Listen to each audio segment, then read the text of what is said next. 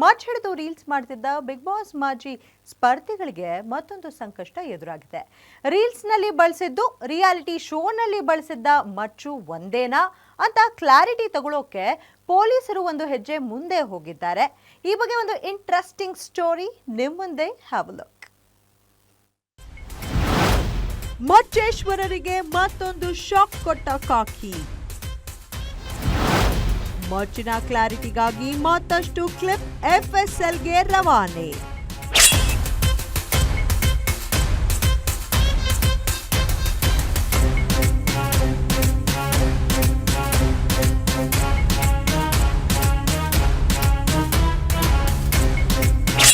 S, big boss ಮಾಜಿ ಸ್ಪರ್ಧಿಗಳಾದ ವಿನಯ್ ಹಾಗೂ ರಜತ್ ಮಚ್ಚು ಹಿಡಿದು ರೀಲ್ಸ್ ಮಾಡಿದ ಪ್ರಕರಣಕ್ಕೆ ಸಂಬಂಧಿಸಿದಂತೆ ಪೊಲೀಸರು ತನಿಖೆ ಚುರುಕುಗೊಳಿಸಿದ್ದಾರೆ.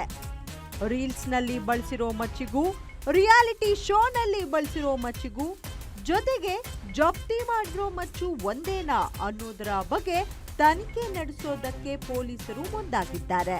ಈ ಸಂಬಂಧ FSL ಅಧಿಕಾರಿಗಳಿಗೆ ಮತ್ತಷ್ಟು ಕ್ಲಿಪ್ಗಳನ್ನ ಬಸವೇಶ್ವರ ನಗರ ಪೊಲೀಸರು ಕಳಿಸಿಕೊಟ್ಟಿದ್ದಾರಂತೆ.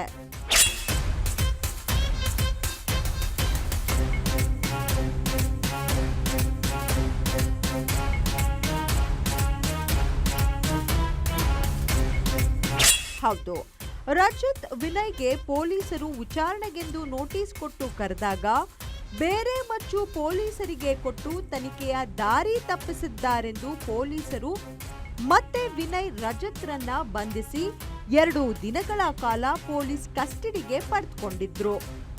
ಕಸ್ಟಡಿ ವೇಳೆಯಲ್ಲಿ ಆರೋಪಿಗಳು ಮಚ್ಚನ್ನ ಸುಮನಹಳ್ಳಿ ಕಾಲುವೆಗೆ ಬಿಸಾಕಿರೋ ಬಗ್ಗೆ ಹೇಳಿಕೆ ನೀಡಿದ್ದಾರೆ. ಪೊಲೀಸರು ಅಲ್ಲಿ ಹುಡುಕಾಟ ಮಾಡಿದ್ರೂ ಅಸಲಿ ಮಚ್ಚು ಪೊಲೀಸರಿಗೆ ಸಿಕ್ಕಿಲ್ಲ.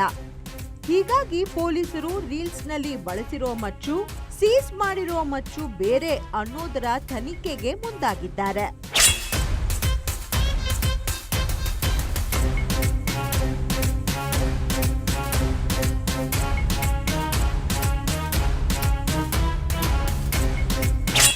ಈ ಹಿಂದೆ ಪೊಲೀಸರು ಫೈಬರ್ ಮಚ್ಚನ್ನ FSLಗೆ ಕಳುಹಿಸಿದ್ರು. 3 ಹಂತದಲ್ಲಿ ಬಸವೇಶ್ವರ ನಗರ ಪೊಲೀಸ್ FSL ಅಧಿಕಾರಿಗಳಿಗೆ ರಿಪೋರ್ಟ್ ಕೇಳಿದ್ದಾರೆ. ಬಳಕೆ ಮಾಡಿದ್ದ ಮಚ್ಚು ಇನ್ನೂ ಸಿಗದ ಹಿನ್ನೆಲೆ ತನಿಖೆಗೆ FSL ರಿಪೋರ್ಟ್ ಅತ್ಯವಶ್ಯಕತೆ ಇದೆ. ಹೀಗಾಗಿ 7 ದಿನದಲ್ಲಿ ವರದಿ ಕೊಡುವಂತೆ FSLಗೆ ಮನವಿ ಮಾಡಿಕೊಟ್ಟಿದ್ದಾರೆ. ಬಹುತೇಕ ಈ ವಾರವೇ FSL ವರದಿ ಪೊಲೀಸರ ಕೈ ಸೇರುವ ಸಾಧ್ಯತೆ ಇದೆ. ಬಸವರಾಜ್ ಕುಂಬಾರ, crime bureau, guarantee news, Bengaluru.